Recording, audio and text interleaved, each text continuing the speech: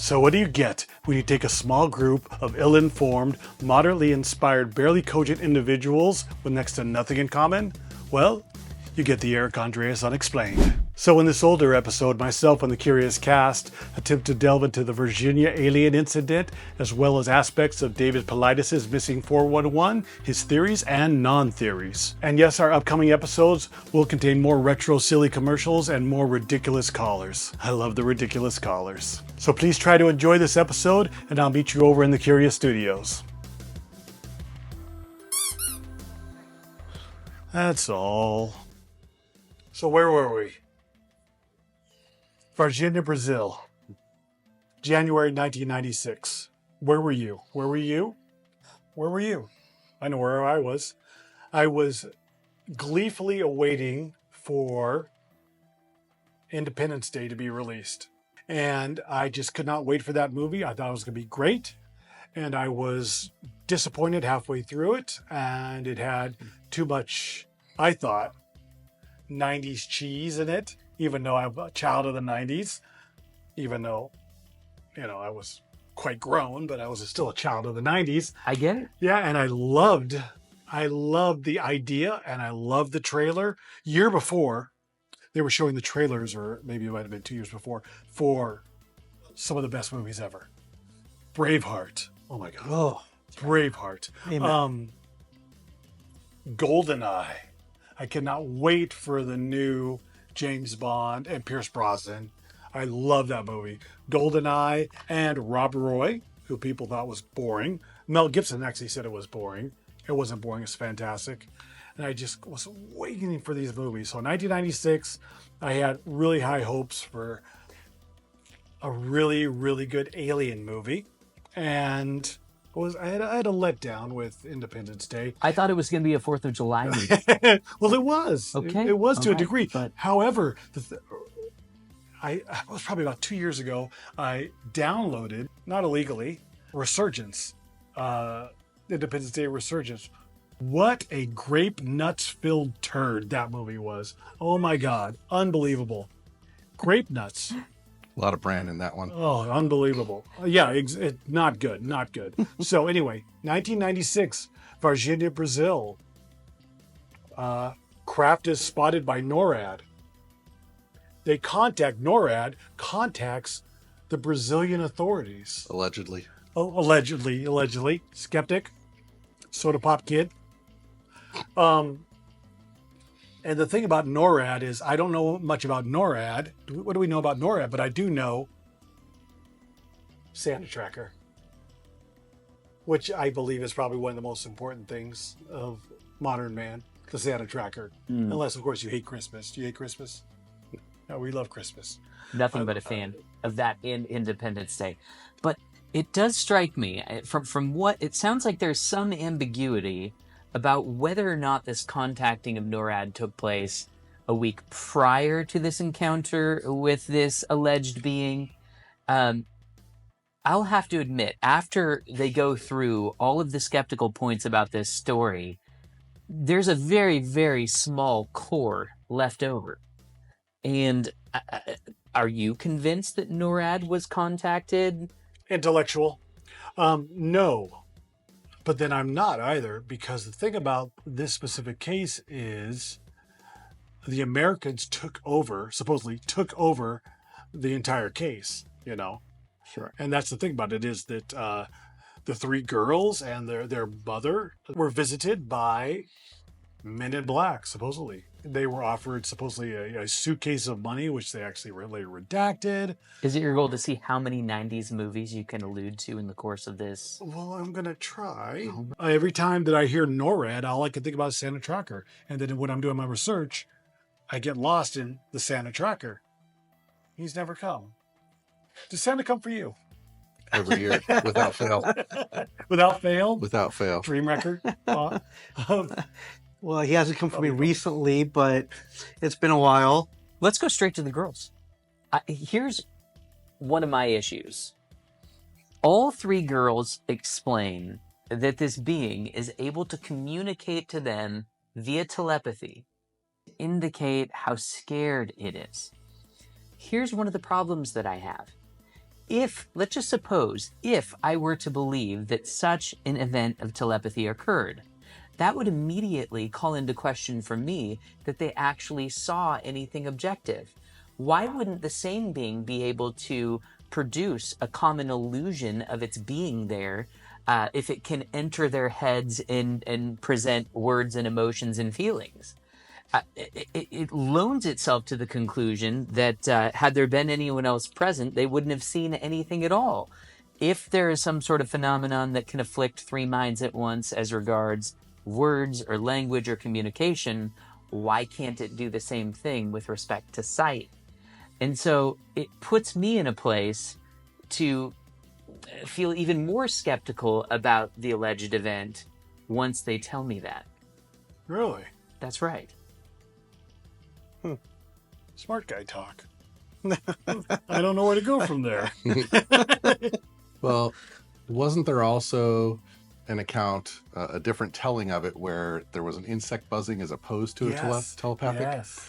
And wasn't there another account on top of that where they fled in hysteria without having any contact with it other than visual? And when they got home, they told their mother they had seen a demon. But this is Catholic Brazil. Or the devil. It's been told both ways. Yes. Wasn't there some sort of local creature that everybody was citing? Well, that was during the era of the chupacabra, Chupacabra. which doesn't look anything like this. But there was also a disformed little fellow that hung around that same area, supposedly, that was always crouched over. Sometimes he would be covered in dirt and mud and this and that. Well, but the point, at least as I heard it, was that there had been a rainstorm that same day, or but it is Brazil. Is there perhaps another- hours before. Okay. So perhaps the man's covered in something. So a rain month. They said it was like a homeless man, right? Yeah, exactly. Thinking maybe it might be a homeless homeless with man. some problem, Right. some issue, some disability. Yeah. Mhm. But Well, it strikes me as well. If you are shocked and you see, whether it be a man in such a position or who knows what, it does strike me that when someone is just at the point of being mesmerized by something, whether it be in fear or fascination, the idea that their emotions would strike them as carrying messages of great weight also strikes me as a fairly natural thing to occur. That you would look at something that appears to be in a disoriented state and then conclude from that it's desperately in need of help or that it's in danger. I don't even know that you would need some sort of telepathy to explain that sort of conclusion to arise. no, yes, but how would an off-world intellect know that? Why do they suspect the spaceship crashed, or why did it crash? And if it did crash, who has it? The Americans? Do the Brazilians have it? Where, I understand that there were supposedly pieces of it, but where did the Americans grab that craft, as well as supposedly the bodies as well, the recovered bodies? See, this is where I'm struck. It says the whole narrative is that there are these super intelligent beings, perhaps capable of traveling interdimensionally at the And very why would they least. crash? Sure. So you got the crash. I'm going to take it in the next level. Aren't these beings smart enough to realize that 3 young girls, apparently under the age of 12, aren't going to be able to do anything to help you and your sulfuric smelling body and blood to save you from your condition? Well, I mean, they're apparently studying and dissecting humanity on a regular basis, and they haven't come to the conclusion that's an excellent point. 8-year-old girls are the least likely I don't group believe of people that to help you out. Let's just say that we are all on, as usual, we are on one of our Middle Eastern missions. Mm-hmm. And our Apache goes down. And we are in this vast wasteland, and we don't know anybody. And there's this indigenous family who watches us crash. I'm injured. You're injured. You two are injured as well. We don't fit on an Apache. only one or two. Okay, whatever, a Black Hawk, whatever it is. I don't know All right. this stuff. And the point I'm a about it Navy is, SEAL. the point about it is that what are our options? We're in the middle Well, of there's nowhere. protocols for that. You There are may be actually protocol. taught, What? do this, do this, do this, do this. And if you can't do this, do this, do this, do this, do this. There's actually a sequence of events that you are taught as part of your SEER school. And X-ray. moreover, Aaron, if Not you have Ranger. been studying the land in which you are going to do this special op, presumably you'd know something about the populace. And the whole idea about the alien theory is that these beings have been studying us. They have a deep interest in us. Would they not know that we are totally lacking in any capacity to help these, again, if not interdimensionally traveling beings who move and travel and exist in a way that is utterly foreign to us? Would they not know that the 12-year-old girl segment of the population would be the very least capable of doing anything of I think. Okay, go ahead. Well, I was just going to say, what happens if you were just somehow randomly out sailboating and you drifted away and you ended up on the shores of Africa, and you happen to you have no energy, Black and Stallion. you're crawling on your hands and knees, and you go in a little town, and you're crumbled up, and then there's 3 little girls that come up to you. Yeah. Different colored skin, you talk differently, you're You need acting help. differently, but you're showing some emotions that you may need help, Sure. but they don't know. You're a foreigner, you're an alien, right? To them. And so for them to come here, how do we understand them? Right. Right? Because they have a different way of life and a different way of living and whatnot that we don't understand fully. We're still coming across Maybe the how to craft was learn. shot down. Right. We But don't let me know. spin the analogy just a tiny bit. If, in fact, the intellectual capacity between human beings and these alleged alien species is as vast as it would seem to be necessary for them to have these technologies at their disposal, the analogy would have to be something more like this. I crash in some land where there's a totally different species, like chimpanzees there. Would I cry out to the female chimpanzees at all for help, given the intellectual disparity between myself and them? I could only think they could do nothing at all but harm me, even with their best efforts employed. And that's where I just look at the entire scenario, and it's hard for me to not go, if there is a phenomenon going on, whether we look at this instance or others that we're looking at, it's hard for me to not arrive at the conclusion that their intent is malicious. How could anything be done to those girls but terrify? Have these beings not figured out that for whatever reason, the big-eyed species that have shown no facial emotion can only terrify? And if they're not aware of that, it leaves me questioning the whole sort of scenario that they are as intelligent and as advanced as people would have us believe. Interject.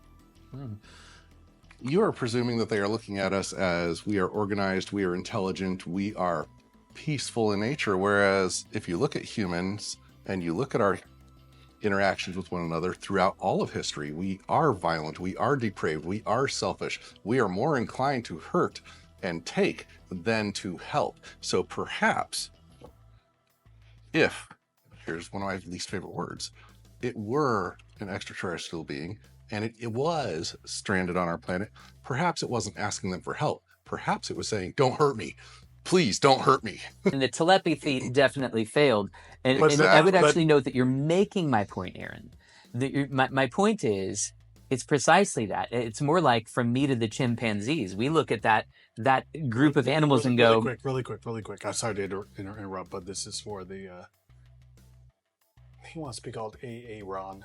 That's exactly my point. That any species observing the human race would either conclude that we aren't nearly so as intelligent as they are to be able to provide any help, or they're going to arrive at the conclusion that we're dangerous, in which case, why would you ask for help? Kind of like I'd have trouble asking an ape species for help, even if I had the mental telepathy abilities. It would strike me that they wouldn't be able to help me, and most of all, might maybe be scared of me if I were in their head. Oh, don't let me interrupt your pour yourself another glass of wine, my friend. Well, but I think that's interesting that you bring that up because you assume that. I mean, I could just walk down the street, right? Because there's a lot of homeless people down the street. Are they going to harm me or they're not going to harm me? You're right. Right? There's some that are drug dealers that commit a lot of crime, that hurt people, criminals. There's some that aren't. Mm-hmm. But I can't presume, right, as well, because we don't know who these people are. Yeah. Or beings, extraterrestrial beings, and we don't know what they come. May I have another? Yeah. You have my blessing. Good. No, actually, this is really interesting. So, I believe this incident actually did happen very close to as was originally reported. How do we know the nature of is everything that we think and feel about, and really let's say feel about this encounter, is this all human perception? What is, if we were to travel to another world and the way that they would interact with us would still be our human perception. Everything could be a human perception. We have no idea. Right and wrong. What is right and wrong somewhere else outside of the theological? So, Well, do Klingons believe what they're doing is right or wrong? Well, so I think you're actually raising, Depends to who's me, writing the the script. most interesting question about this entire case. It's relatively rare that you hear an account of an alien allegedly being scared. I think more often than not, you have this idea that they're doing some sort of experimentation, you name it. What's interesting to me is the existential question that it raises for everybody. What is this being scared of? Why do we assume that all life would be afraid of death? I understand why from a human perspective that would be the case. And of course, I bring to bear all of my theological presuppositions on that. There is a more deep-seated fear of judgment than anything else. What is this being afraid of, and how does it not simply leave everyone who's encountered this experience asking, well, what am I afraid of? Wherein lies fear for me? What's the worst this being could do to me? Kill me? Why does that fear arise for me? It's hard for me to not ask that question and say, the ultimate interpretation we can come to when it comes to an incident like this is, what is the ramification that it has on the people who experience it? And honestly, pretty uniformly, you have people leaving terrified, fearful. If these are super intelligent beings, they have surely not discovered how to have any engagement with people with any regularity that doesn't leave them terrified. And that's what makes me leave going. Consistency of these sorts of reports with, demonic activity, things like that, leaving people terrified, is the most natural. Well, that's the thing, is I don't think that they came to this planet with the intention of crashing. Whatever their reason was. There's a very it's a brilliant documentary by documentary filmmaker James Fox, not to be confused with Sir James Fox, OBE rather, British actor, and it's called Moment of Contact. And I only watched bits and pieces of it and watched it all the way through. I'm almost through it though, but it is phenomenal. And it gets into this where he's in Brazil, he's in Virginia, and he is actually attempting to seek out all the individuals that are still alive to talk about this. Now, the thing about it is that what I find really interesting, and we'll have to move on here very shortly to the second subject, but is the smell, which I have never heard about any other alien encounter. The smell of ammonia and sulfur.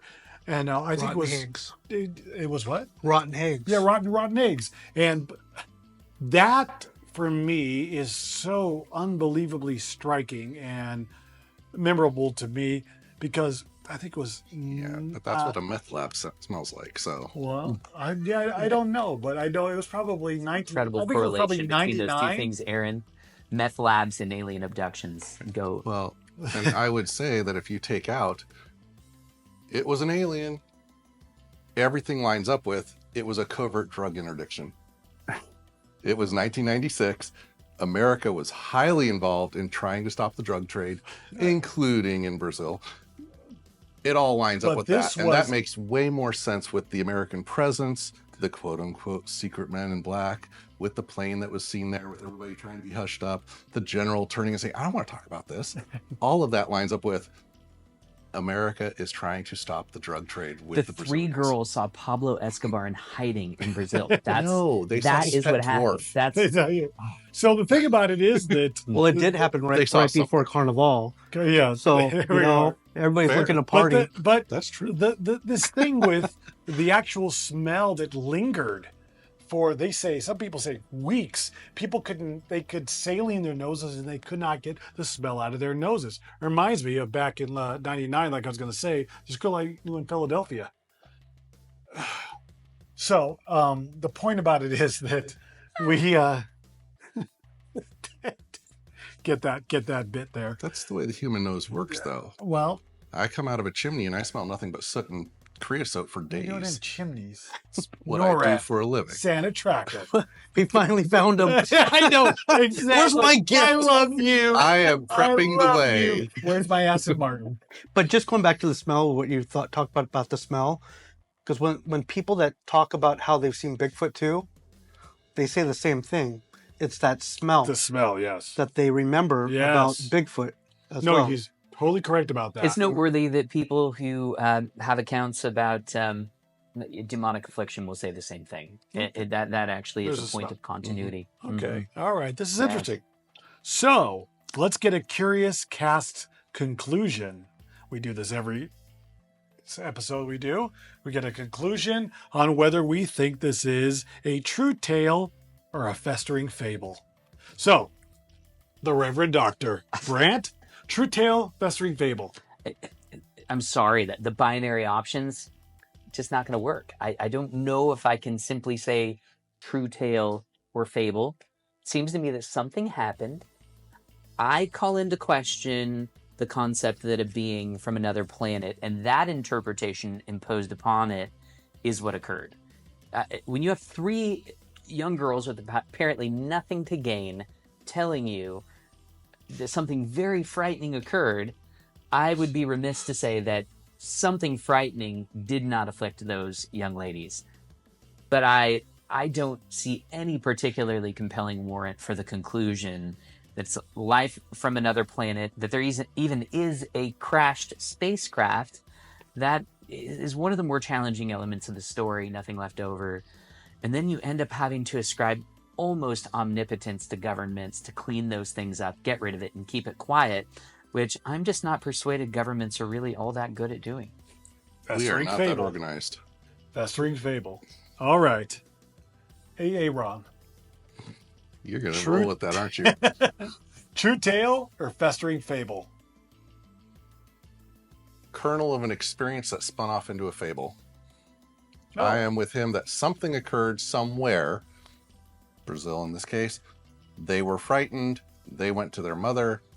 Someone else saw something, and someone is putting everything together to fit a narrative of their own design and liking. Far Okay. more likely to be a drug interdiction. Okay, I've never even heard that. That's actually interesting. We can talk about that in later episodes. So, Bobby Badu. True tale or festering fable? I think absolutely true.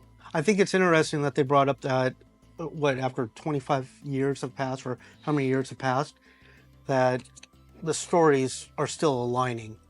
And that's what I find interesting, is that a lot of the people that hid the story because they didn't want to be shamed are now still have come out, and they're still saying the same story that they had before. Like a lot of the other stories that we hear about, people that have run into with aliens and whatnot, they've hid it for a long time, and now it's starting to come out with social media and whatnot, and all the stories align, and people from different parts of the world are saying the same things. And so with this story, everything that I heard from everybody that has talked about it, it sounds very true.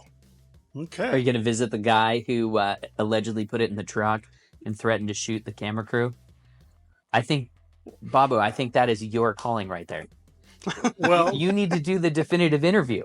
Okay. This Well, is, I mean, it's on you now. Okay. before we get into Fly that, me to Brazil. Is this show paying for my trip to Brazil? And I go well, to Carnival. we should all be making a trip. One to way. Brazil, It did I happen think. right before Carnival, so I'd love to be able There to go we down are. and do So, my yeah, no. investigation. 100%. I believe this is a true tale. I know that some of the witnesses have changed their stories over a 25-year period. You're only know. saying that because you were the guy crunched over by the wall. That's you. Well, the thing about it is that Well, then, I'm still feeling it in my is he back. an too. alien? Is he demonic? Is he? I mean, what are you saying here? Well, that girl in Jury's out on Philadelphia I all was those telling you about, she questions. might say both. The point is that there is just too much cooperation on this story from too many arenas. And what I find so fascinating is the fact that the fireman that supposedly caught one of the aliens and the chap that got out of the car and caught one of the aliens and attempted to take it to the hospital, they both died very quickly of suspicious causes to do with some type of toxic poisoning. And Aaron's point, methamphetamines will do that to you. they will, but this was before the rise of fentanyl. You know, people weren't, whatever fentanyl is, I'm not even sure what that is. Well, But- meth was before that. I mean, meth has been around for a very long time. But you have this small, tiny creature, greasy, black, hunched over alien with all of the alien accoutrement that happens to give off this pungent odor. So there's too many things about this story. I think true tale, not festering fable, and that's just my conclusion on it. But what do I know? Okay, moving on. So before we get into David Paulides and the missing 411, it's a very interesting story about that. A few years ago, the Curious Cast here, and I contacted the offices of David Paulides and requested an interview or he come on the show. And I received something back, which I assume are from his assistant, because David Paulides is an unbelievable gentleman, saying, if you keep bothering us with your little crappy show, you're going to end up missing. So I stopped bothering him after that. So we have a caller on line 1, Ray from the Outer Banks. Shoot. Hello. Hello? Hello. Am I on the air? You're on the air. Hello, Curious Cast. Mr. Andreas, is that Andreas? Yes, I was on hold for a while, and I was just, well, by golly, if you have a minute, I'd like to tell you about my tale. Go ahead. Okay. Yes, so this happened some years ago. It first started to happen to me. You know, I live over here in the Outer Banks, and, what I found out was how these very, very peculiar, my wife Violet, she would love to make dumplings and these little scalloped potatoes, and every time that she would make these, I would fall asleep, and boy, I would have some serious discomfort. Whoa! But once I hit sleep, and I was in that deep sleep slumber, I would be out for the night, and that's when I believe they came to visit me. What? The gray aliens, and they came and they would visit me because I live in the Outer Banks, and there's just a lot of this that goes on around here. And then in the Outer Banks, we get all kinds of strange things that carry on around here, and I know for a fact that I was abducted by these alien creatures, and they did some things to me, that I don't, I'd be a little bit embarrassed to talk about on the air, but I guess I'm anonymous. Is it okay if I tell you my story? Please go ahead. Is it okay if I tell you my story? Go ahead, please. Okay, you might find it kind of humorous, but try not to chuckle too hard. I know it can be a real good picture on this, how it ends up. but these things would appear to be in the middle of the evening, and it always, for some reason, used to be on a Sunday evening. I don't work on Sundays, so I would, I would have I would stay up a little later than usual, and I'd really go to town on those dumplings and those potatoes, and then once I went to sleep after that discomfort, I would really be out for the night, and I would wake up with this intense pain. It wasn't from my stomach, and I knew for a fact that I had been abducted. I could describe to you what they looked like, if you like. Go ahead, can't wait. But there they were, the average small, 5 feet tall, maybe 4 feet tall, grayish alien, slimy kind of, and they had the big eyes though, but then they were slanted and 3 fingers. But that's the kind of thing that was looking at there. And they would be honest, they would probe me. And the thing about it is, this became a regular occurrence, and I've had to deal with it for years upon years, and it's very, very upsetting. And it got to the point where, but please join us on Patreon so we can afford a screener. David Paulides in the Missing 411. I love David Paulides. We love David Paulides. Ex-police officer, detective if I'm not wrong. And he was sought out by members of the national parks who inquired with him and actually prompted him to look into some of these missing 411 cases. And to me, it's just the most fascinating thing.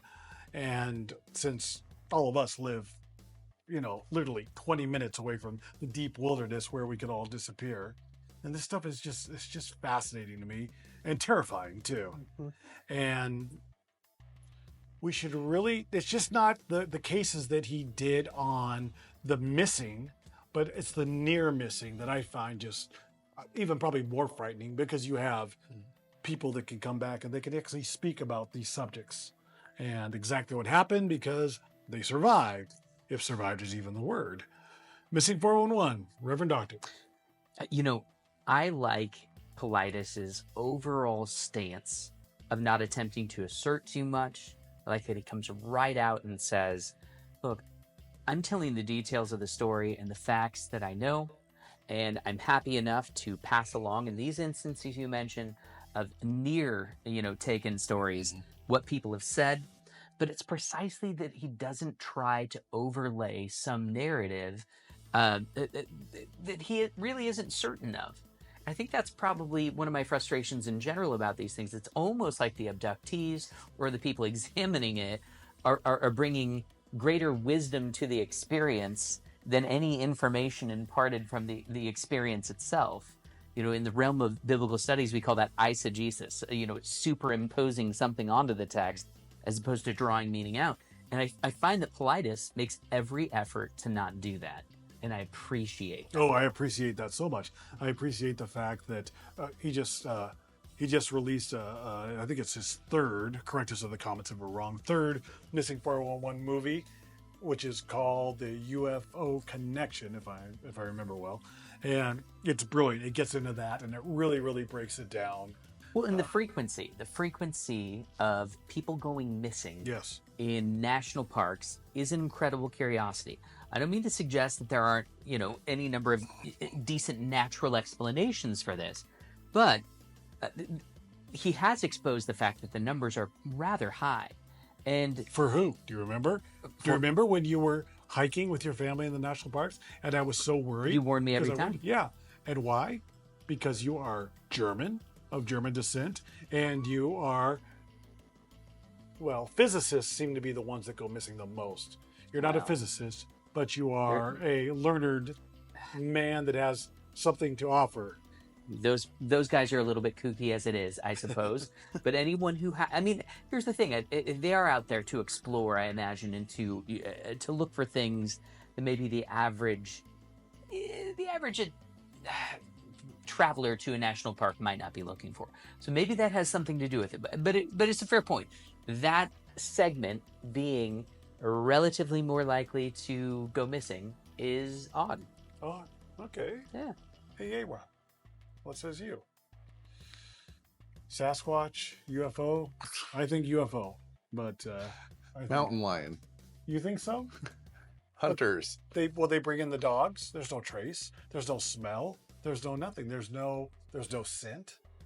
Mountain lion, and that's the thing about mountain lions. Majority of mountain lions are afraid of people. And they also said the clothes were neatly folded. Neatly folded on people that have been missing for years and years. Yeah. Yes. So how did that happen? How did that happen? So that is in that his brilliant documentary, The Missing 411 UFO Connection. I'm dying to hear Aaron's explanation. They get into it. Yes, please. I don't have an explanation for the folded clothes, but I can tell you that when my dog catches a rabbit, it will draw a quarter, clean, and separate everything into piles, neat little piles, before he partakes. So Does he Aaron's fold the dog fur? folds clothes. What was that? Does he fold the fur? He leaves it in its own little pile. He makes it into a rug. Okay. Can I introduce my dog to your dog? He's got My dog doesn't like other dogs. He needs to learn some lessons. He needs a teacher. Mm-hmm. He's a alpha aggressive dog. Okay. Yeah. I don't want my dog disappearing then. Baba's dog is lovely. Could be though. my dog in the woods. Perhaps, but so what are our thoughts on Is the this? prevailing theory supposed to be that there is some organization within the national parks working for the government with the stated task of abducting people and No, but covering it up. covering it up? Covering it up. And the thing about this is what happens is you go to the national parks, and according to the registry and David Paulides and others, that they will not disclose how many people have gone missing in the national parks. They won't disclose it. Why won't they disclose it? What is the problem? Did you guys hear the story about? Did you guys hear of Julian Sands, the actor? Oh my God, yes. And it was Yes. interesting to read that article. Do share. A room with a I view. didn't hear about it. Yeah. Yeah, so he's an avid hiker. Yep. And I think he's from somewhere in Europe. I'm not. He's British. He's English. British. I'm sorry, He's British. English, yeah. Okay, but Hollywood actor. He's been Brilliant, in dude. numerous films. Yeah, brilliant. And living in L.A. And so he went up and always went hiking up in the woods, and then he just went missing and couldn't find him. On an area that he had supposedly trekked Numerous times. several times. He knew about Experienced hiker, gone for 5 months, no trace of him, nothing. They ended up finding him, and then they researched everything, and they determined that they couldn't figure out what the cause was. Yes. There's no explanation No for his explanation cause. what happened. He was in a room with a view. Room with a view. Yeah, Yep, great, I know that. brilliant movie. Yeah. Helen Bonham Carter and that. Yeah. And it was a very, very sad thing there. And yeah, unbelievable. And he was supposedly a advanced hiker as well. Sorry, there's like a military tank. It's because we're doing this show, actually. I'm trying to figure out what the benefit would be, though, for the national parks to consistently try to suppress these stories. You make it sound like they want you coming there. I just went to Mount Rainier National Why Park. would they want you coming there, though? Well, that's the thing, though. I mean, if they don't want me coming What there, do they let get? us all know Except, that people you go pay missing. You pay for an annual parking pass. Why do they want you coming there? Unless they're sacrificing. And that's my point. Last time I tried to go to Mount Rainier National Park, I get there only to get turned around right at the gate because for the first time, now you have to have scheduled entry. But Strikes me they're trying to What- keep us out. let Start me publishing the ask you- debts. I won't come back. Let me ask you. We live on the other side of the country. You went all the way to, you said Oregon? Or Washington. Washington. You went all the way to Washington just to go to Mount Rainier? That's where I was. That's odd. Okay. Well, let me ask you in all seriousness. All right. Where's the budget for a cover up? People in the national park system don't get paid very much. They do it out of a love for what they're doing or as a summer job. The parks themselves, the budget for maintaining them keeps getting cut and cut and cut and cut and cut. Where's the budget? Well- who is doing the cover up? Presuming there is, how does it get paid for? Because it's not there. Well, years ago, years and years ago, I wanted to be a park ranger. You know why? So you can cover things up? Because what? So you can cover things up? No, because I had basically all day to screw around and no one's watching me. I'm stuck in the woods. But anyway, yeah. But that was years ago. Yeah. Aaron, the only explanation is it's actually the aliens who are responsible for inflation. They're the ones printing those checks. So now we know who to blame for this. How do they fold clothes with only 3 fingers? That remains unexplained. So we have another caller on line, was it 6, 7? Line 7. And Laura, please go ahead. Hello. Hello. Oh, I'm so glad I got the opportunity to speak with you this evening. How are all you gentlemen? Good. I've been wanting to call for some time. I'm kind of nervous. This is kind of a very, precious subject to me. I have been visited. I have not been abducted. I have not been, touched or anything like that, can I say? But I have been visited several times in the past few months, and they do come and visit me often. And these aliens, or off-worlders, I like to call them, or sometimes I just call them, after a glass of rosé, foreigners. These are, the best way to describe my special visitors is that they appear to be Nordic off-worlders. In other words, I've looked into this, I've done some research. These are Nordic aliens, I guess you would call them, or your cast would call them. And they have blonde, striking blonde hair, striking blue eyes, all the most gorgeous blue eyes, and they are all approximately 6 feet 5 inches tall and very strapping. I mean, these are very strapping gentlemen, and I say gentlemen because I haven't yet seen any of their women folk. It's mostly the men that come and visit me, and they just visit. If I knew they were coming, I would have baked them a cake and said, "No joke." But if I knew they were coming, then I would be more prepared. And when they do visit, they're so respectful. I think they just want to come and visit with me, and they want to interact emotionally and mentally with me.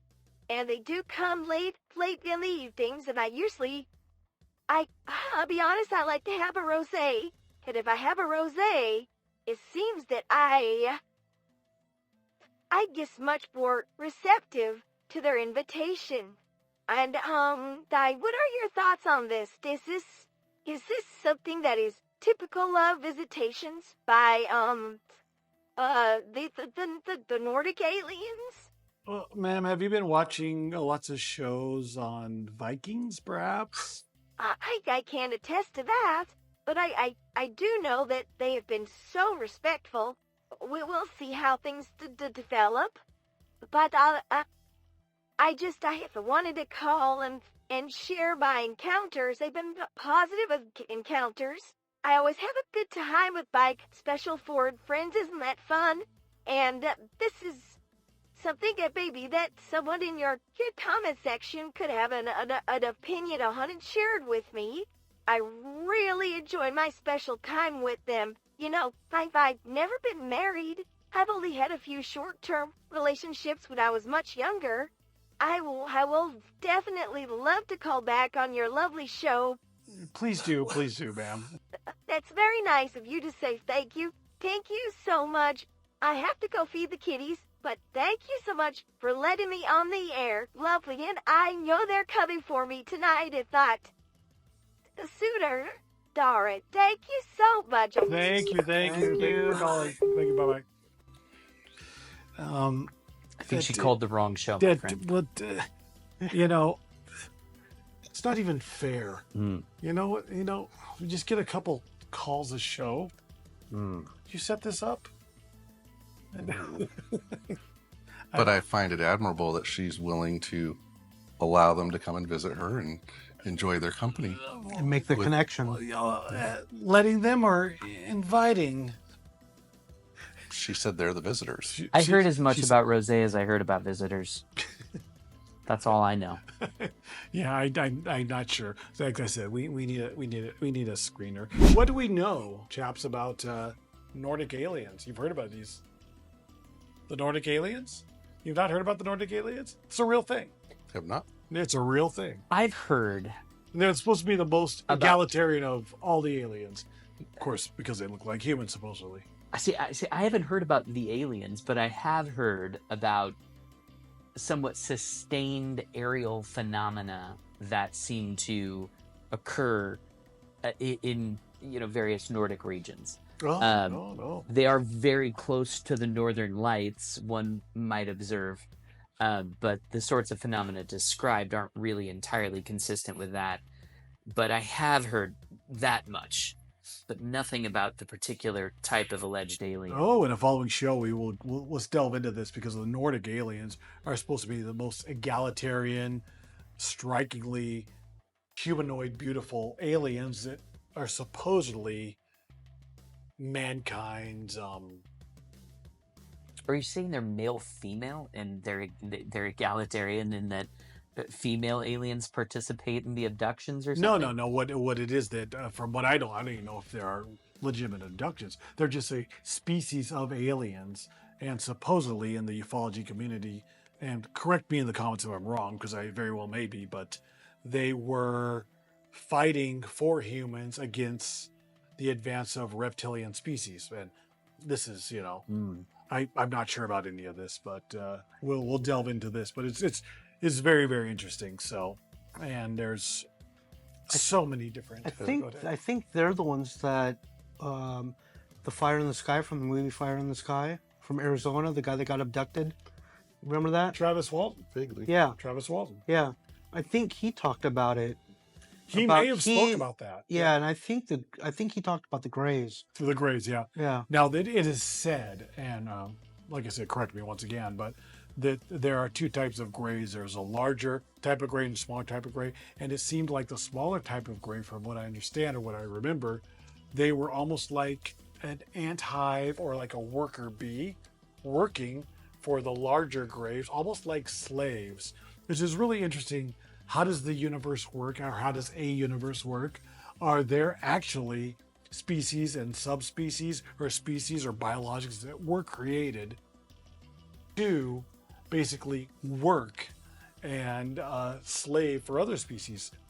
Because if that's the case, if you take an intellect that is, let's just say, 200, 300,000, 1 million years more advanced than the human species, and they have this slave and master mentality, where does that fit in the universal experience for mankind?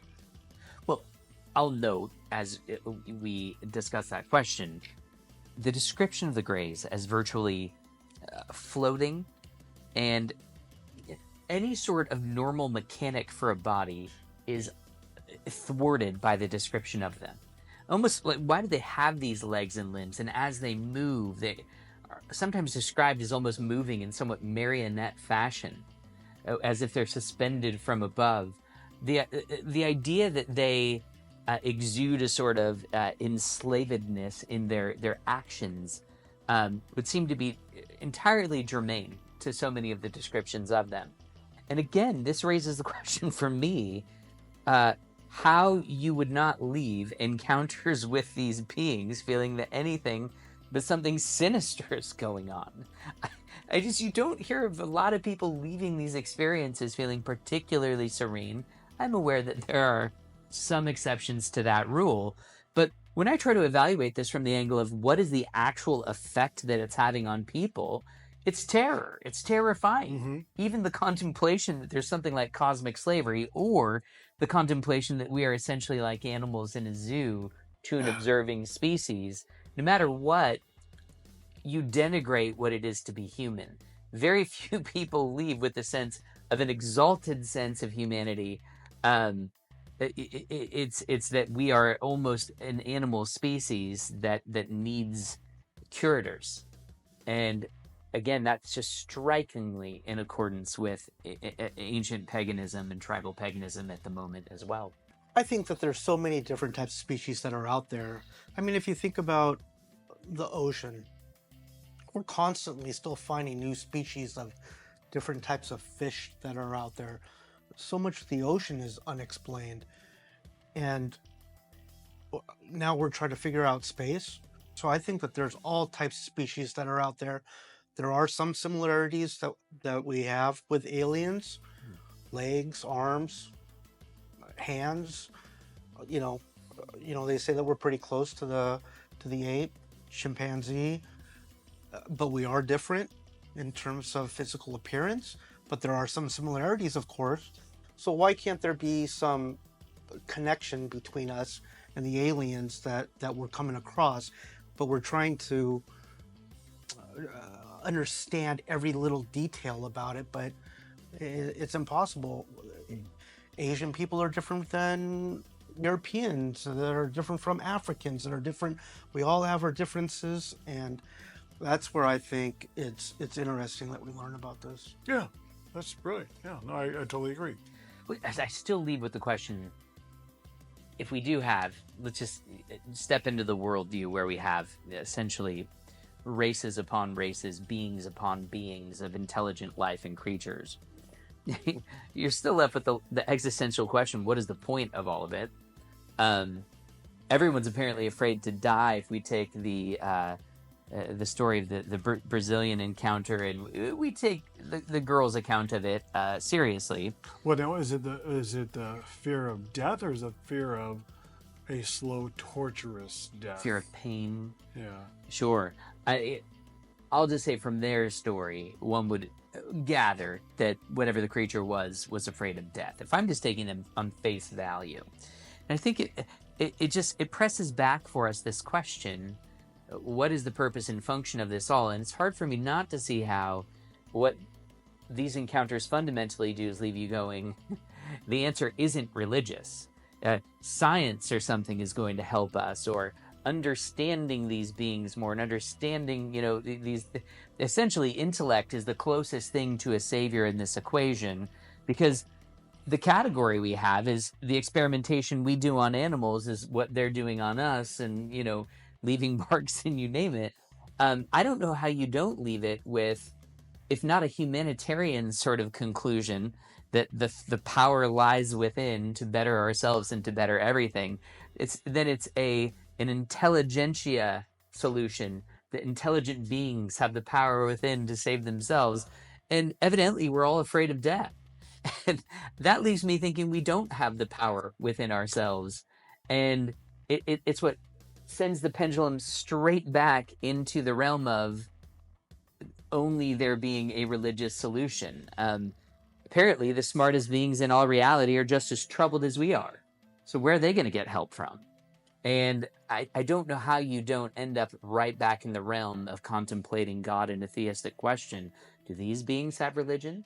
Do they have some sort of theistic hope, eternal life? The question, are these beings time travelers from our distant future? And if they how have they not attained eternal life functionally, if they can or how have go they forwards and backwards? Spiritually, where do they land? Right. Right. You see how things are now spiritually. So yeah. So and the one thing they want to do when they go back in time is terrify children. I mean, these are just the things that for me don't quite add up. Next episode, we're going to get into this. John Teeter, time traveler.